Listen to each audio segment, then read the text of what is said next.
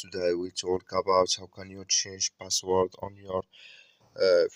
on your FxPro app. We're going to figure out the solution on how you can do that on your app. So you just follow these ways. Then it's going to work with you. You just go down, click here on more down here. So then it's going to take you to this list. It's going to show for you like this. Then all you have to do now. So just click here on security settings here. Then you come to next step here. Then all you have to do next. So just click on change password here. When you just click on change password, then it's going to take you to next step here. Add here your password, then here new password, and repeat your password here. So then just click here on change password, then it's going to change with you.